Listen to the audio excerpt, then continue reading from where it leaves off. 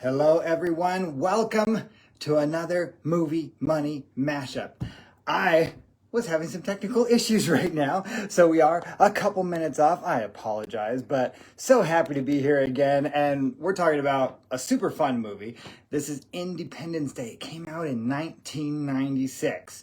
And let's see, I think I was 8 or 9 years old when this came out. And now looking back as I rewatched it, I'm amazed that my parents let me watch it because there are some things in there. Other than that, there is, it's really fun. The graphics have not aged well. They're not as good as I thought they were. Ooh, and Laura is here. And so I'm going to do just a quick recap for those who haven't seen it. And if you haven't, watch it. It's so good. There we go. Laura! Hello! There we go. I was like, you're populated.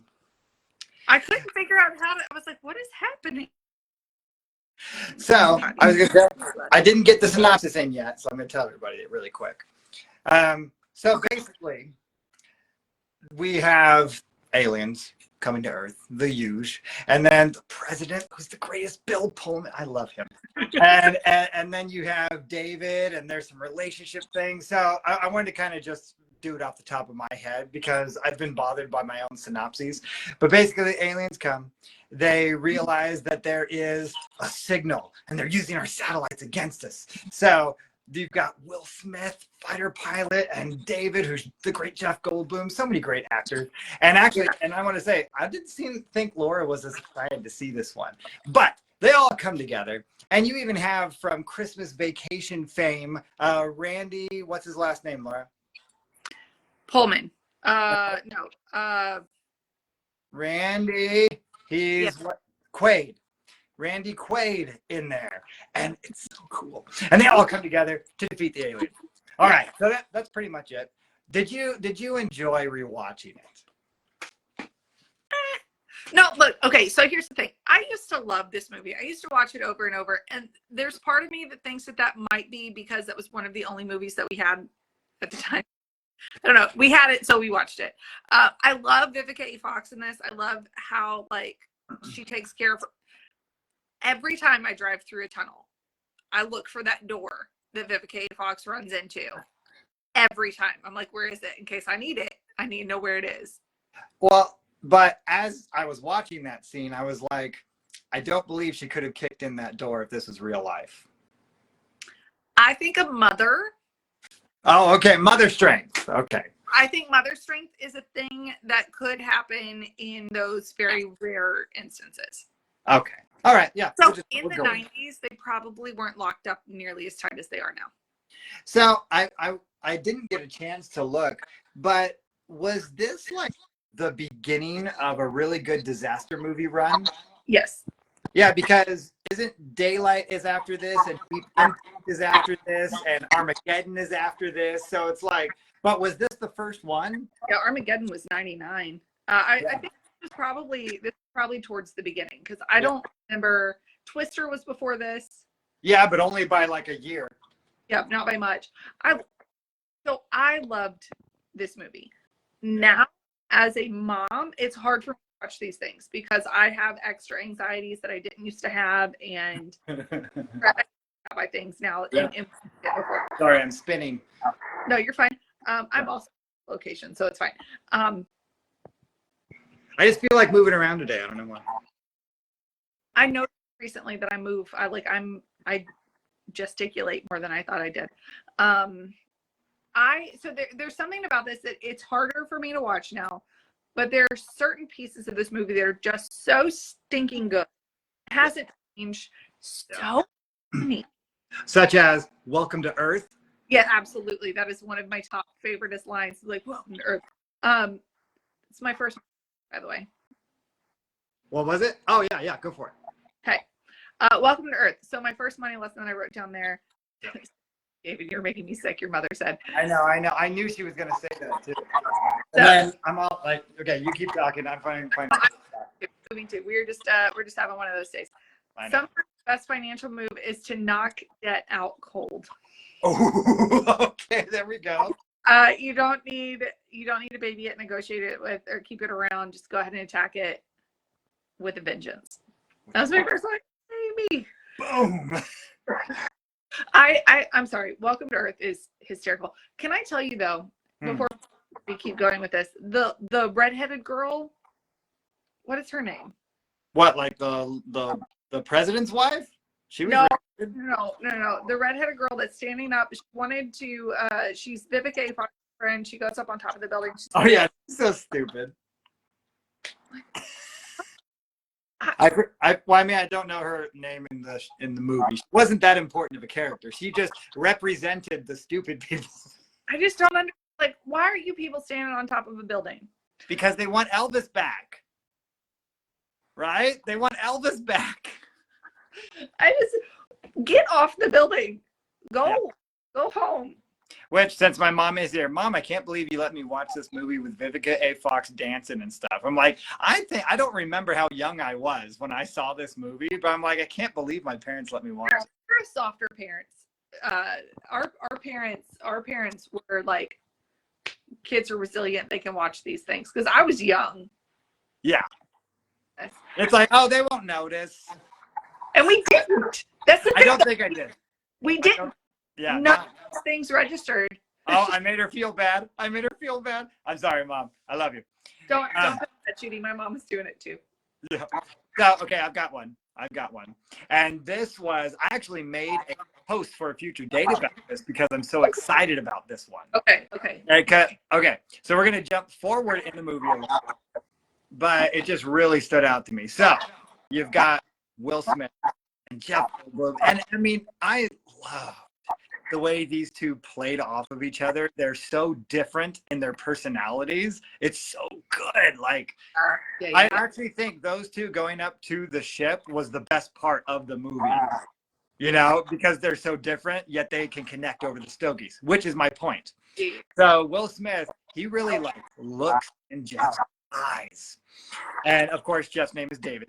But I don't remember Will Smith's name. But he looks in his eyes and he's like, okay, don't smoke these stogies when the fat lady sings, right? But then he like stares at him. This is important. And that really hit me because that is what, you know, especially in a spousal relationship, we need to be clear on what we want. And I just loved how, I mean, you know, they're dudes, he's a military guy, but I think it's just a good thing for all of us to remember that it doesn't hurt anybody's feelings to be clear. There's nothing bad that will come about being completely clear about what you want for yourself, what you want your spouse to know, or your partner or your friend. It's just good to have clarity. And so when we're talking about finances, being on the same page in those ways is a big deal, even for ourselves and what we want.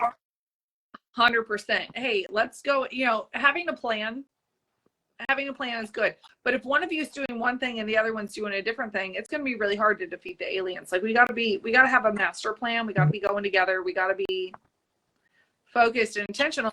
Not clear about it. Like, how do you know what you're doing? Yeah. All right. What else you got? Because I'm just excited. I've got more. I'm excited. Okay, good. I'm glad you got more because What, were you struggling? I got distracted. So. Oh. But one of my She got distracted right now. Also, I just a couple days ago was told that my best friend is moving away from me. So I'm at my best friend's house right now, and I'm just kind of like in my feels. I'm in my feels real hard right now. So that was okay. Movie. Must go faster. When they're wrong movie. No, that's this one, isn't it? No, I mean Jeff Goldblum says that in Jurassic Park. Does he say that in this one too, or did I miss it? Oh. Oh yeah. When they're coming out and it's about to close. Yeah. But he says it. That's like his thing, I guess. And yes, I was like, wait, no, doesn't he? I'm not crazy. I might be crazy. So my point with that one, because I was like, I love this line. I love his delivery of the line. Yeah. And now that I know that it's also in Jurassic Park, I love that he's done it twice. Well, and those were 3 years apart. Oh. Look at my balloons. Oh, there we go. Yeah, but those were 3 years apart, so he must have been working on this one pretty quick after Jurassic Park. Yeah, I think they were right after each other. So my point with that is, once you start getting momentum, you just keep it up and keep going. So when you're paying off your debts, let's go as fast as you can. Debt snowball method, start at the top. You start doing a little bit by little bit by little bit, you're going to gain that momentum. And what I actually wrote down is when you finally get momentum, like when you're paying off debt or stacking up savings, the best thing you can do is just accelerate. Hit the gas, just go. Yeah. Well, because the aliens are chasing you. And that could be in the form of, I don't know, just time, because it said that every 10 years in general, you have some sort of catastrophic financial event. So time, something is going to happen. So run. This is your chance right now to get out, and so that you can prepare for those things well. Yeah. Oh, well, okay. So where do you get this 10-year statistic? I believe it was Dave Ramsey, but I don't remember exactly where, but it was a Ramsey thing. Well, then I believe it, which means I got to start gearing up. No, I think at this point we've had so many. I almost said out of my butt, but I was just kidding. I wasn't going to say that. One of the best calls ever. I know. Best calls ever. Okay, so one of the easiest ones from this movie, one of the easiest money lessons is, guys, you have to have emergency savings. Stuff's gonna happen. So taking off of David's point here, stuff's gonna happen. Have an emergency fund. Have money stashed away because you're gonna need it. And you know, you have the kids that are the farm kids. Like, they literally picked up and moved their whole house. Like, they're like, all right, let's go. They're in an RV. Right. But they're living in it. So even though it's supposed to move, their whole house is like getting up and going. So having emergency cash on hand for when we have to get up and go, it's probably a good idea. Yeah. I want to talk about that annoying, sniveling defense guy, you know, everybody just gets mad at, right? But I think, but when I'm thinking through his, the way he's thinking about it, he's very fearful. And he's too fearful to do really anything that has any sort of risk according to his head. And then he's also not willing to listen to everybody around him and get more information. You know, I mean, even though the Area 51 guy's a little crazy, he still has more information that we didn't have before. Right. And side note, do you know who he is famous for? No. Who is his favorite famous character on TV, the Area 51 guy? Yes, you do know, Laura. I probably do. Who? Tell me. Okay, that's Data from Star Trek. Oh. Yeah, Brent Steiner. Isn't that crazy? I'd never put those two together. Yeah, and this movie was 2 years after Star Trek First Contact, and 2 years before, you know, Star Trek Insurrection. So. Oh snap! I never put those two together. Can I tell you this scene? Oh, you know, I didn't finish making my point though. Okay, go ahead and make your point. So the sniveling coward guy. I think it's a good reminder for us all to, one, surround ourselves with wise people that we can listen to. Wise counsel, very good. Yeah, and then not be afraid to make a move. Of course, do it wisely with that wise counsel, but sometimes you do have to take some risk to change your life. Yes, by not taking an action, you are making a choice. A lot of people get too afraid to make a choice, so they don't do anything, and that is in and of itself a choice. And sometimes when you present it to people that way, they're open to making a different one. Yeah. The scene, though, where the alien takes over the guy's body. Yeah, Brent Steiner, Data. Release me. Freaked me out so bad as a kid. Freaked me out. Still gives me the willies. What do you want us to do? Die. No, thank you. I'd like another option, please. Hey, that's a good one. When there's only an A or a B option, pick C. Oh, yeah. Well, and you know, and actually, I'm just going full, like, taking the money lessons from this. I'm going back to the sniveling guy, because I'm thinking, look at this. He jumps and he gets so excited when they nuke him, right? He's like, we're gonna nuke him. Like, he's the one who jumps up and goes, wah! And I'm thinking like, oh, look at that. That's like getting a loan or whatever and moving things around, yet the problem is still there. But no, we have to do it the hard way. We have to go in with a ship inside the mothership, and it takes more time. It's more difficult, but it actually gets the job done. You have to sacrifice. Yep. Hopefully not your lives. Right. Not with your money most of the time. Y'all, that was a dad that loved his kids more than life itself. And sometimes as parents, we want to sacrifice to give our kids everything that we've never had. Yeah. And I've been having this conversation a lot with a lot of my clients recently, where you want to sacrifice and you want to give everything away and you want to give and give and give to your kids. But what you're doing when you give them everything and you have to put it on a credit card and make life harder for yourself to do that, what you're actually doing is you're breaking them. What I mean by that is, if you have a child that has never heard the word no, instead of growing into a discerning adult, they become an entitled brat. And that is your fault because you wanted to give them everything. And so one of the things I really like about this dad, who, yes, is willing to sacrifice his life for his children, but like, his kids knew hard work. His kids were aware that you have to do hard things. And as sad as it's incredibly tragic to lose a parent, but they appreciated him for who he was and what he did. And especially when they found out the aliens were real and he wasn't just making it up, that made life a whole lot easier for them, I'm sure. Yeah.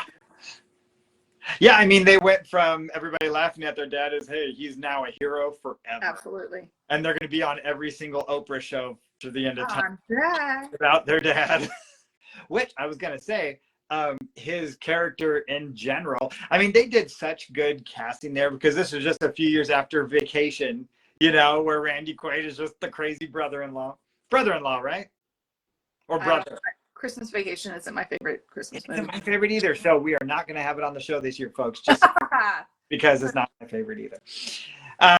But I think it's Lisa Barber's favorite. And if we were to do it, I bet we could get her on to do it with us. Oh, that'd be fun. That'd be fun. Maybe. But I don't want to. Perfect. Because I really don't want to. I really can't stand that movie. I don't understand. Yeah, it's just not great. But what I wanted to say about the dad, Randy Quaid, it's a good reminder, and I want to encourage everybody that no matter how many mistakes you have made in your life at all, good one, you can start choosing to do better and start making those choices. And I love it. He's like, man, I picked a heck of a day to stop drinking. Like, he came when he was called, and he remembered more of the man he used to be when he was in the armed forces and where he used to be.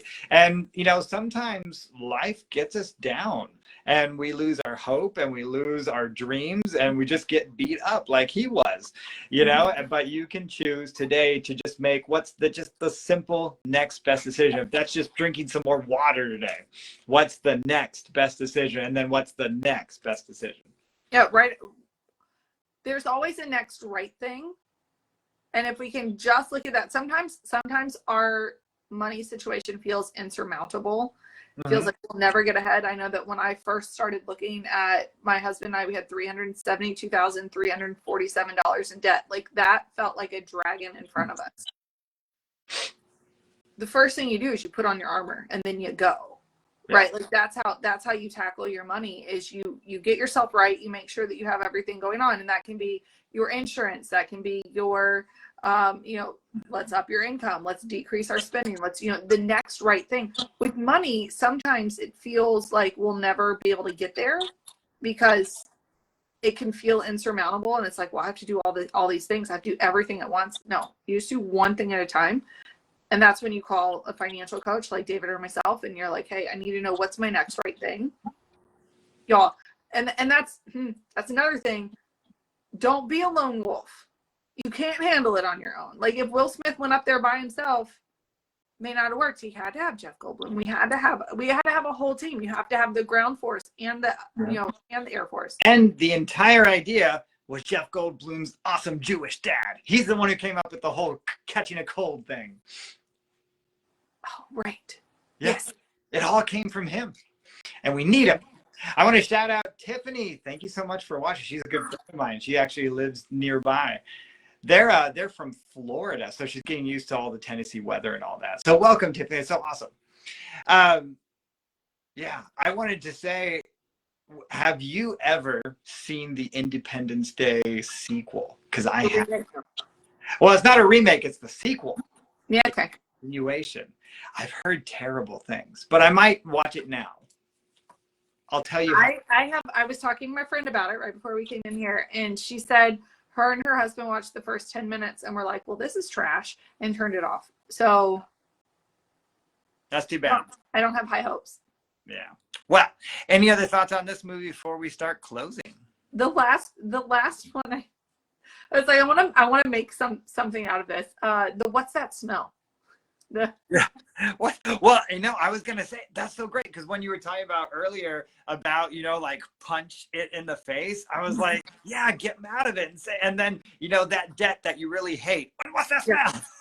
Yeah, I mean, okay, so if there's something in your life that you have had and it's been around forever and it kind of stinks, get rid of it. Just get rid of it. If it's not a pleasant aroma to you, let it go. Just let it go. And I was thinking about that this morning. I was like, I need to get rid of my Hulu subscription on my phone because I recently, anytime I can sit down at dinner time, I do dinner time. My kids sit and eat. I sit with them, and then I get to go eat by myself. We don't have enough chairs at our table. It's fine. We have too many kids and a small table. So I usually sit and eat by myself, and I turn on a show, and then I'm done for the night. I don't ever turn it off. I was like, I have to get rid of this. So I went to stop my Hulu subscription, and then I realized, and this is a completely made up story, fictional and just for entertainment purposes. I realized I'm using my mom's subscription. Yeah. And so I can't cancel it because I'd be canceling my mother's subscription. So I just have to delete it off my phone. It's fine. Okay. Are you ready to do that right now, Miss Sexton? No, I'm on this live. I can't do that. Oh yeah. Okay, you're right. No, I need to because it's distracting. I deleted all the games off my iPad. Oh, okay. Wow. I'm so proud of you. So you're just trying to lessen that. I've been thinking about all that as well because I have, and this is embarrassing, I have a Pokemon phone game. And Pokemon Go? Yeah, I Pokemon Go. That's how I got my first child out of my stomach. I went into labor playing Pokemon Go. Well, there you go. Go. But what I realized, I was just watching some videos on how great it is. This is good for everybody. How great it is to have completely nothing. No music, nothing. And so you and I have talked about this. I get done around 3 and then I have that time between that and picking up my boys. Instead of being on Pokemon Go the whole time while I'm waiting in school line, what if I just allow myself to be bored for 15 minutes? That is hard. I know. I think I can do it. I know you can. I know you have the ability to. It's hard. I'm very proud of you for making that decision because that's not. I haven't done it yet. I've got an hour and a half to think about it before I do it. You can do it. I've started doing my thing in the mornings now instead of listening to a podcast because I usually start my morning. Now the Dave Ramsey show comes out first thing in the morning. I'm like, oh, I can start my day with money lessons. This sounds great. Money entertainment. And I said no. What I'm going to do? So now I have started putting praise and worship on our speaker in the kitchen. So it's we're going to start our day with praise and worship. Still yelling at each other. We'll get used to it. It'll be great. Yeah, that's good. That's good.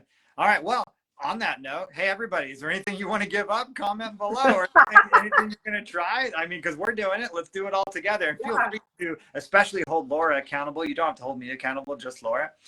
And if you want to see this episode and all previous episodes, where can they find it, Laura? Well, they can find them on your awesome YouTube channel, Coach David. Can I tell you, I'm subscribed to your channel, and there are a lot of other people that are subscribed to your channel. People are saying good things. Oh, yeah? Okay. What's got going on over there? So people need to get on YouTube, type in Coach David Gibbs. What is your YouTube? Wait, did I say that right? That is your YouTube. Should be Coach David Gibbs. Okay. Did you know there's another Coach David Gibbs? Oh, I will tell you, it's amazing. I got my domain earlier this year, and I am in shock for how many Coach Davids are out there that I was able to just get CoachDavidGibbs.com. I am in shock how easy that was because there's a lot of Coach Davids out there. Well, I was quite, the first time I typed it in, I was like, I'm going to have to get more specific. So go to YouTube, look it up. You can also find, I do money lessons on my podcast every other Monday. You'll get a back lesson. I think Freakier Friday just came out. And I did do Twilight early because... You mean Freaky Friday. We didn't do Freakier Friday yet. Right. Okay. Yes. I'm sorry. Yes, I saw you Friday did Twilight early, just because you wanted to get Twilight on there. Yes, I did. I wanted to start. I was like, we will do this one immediately because I loved it. I had so much fun. And I hear great things about your podcast as well. Thanks. I love my podcast. And I've been on there twice. That is true. My only returning guest. All right, everybody. Well, that's how you do it. I think, and Laura and I need to talk about it more, but I think the next 3, we should focus on some fall action.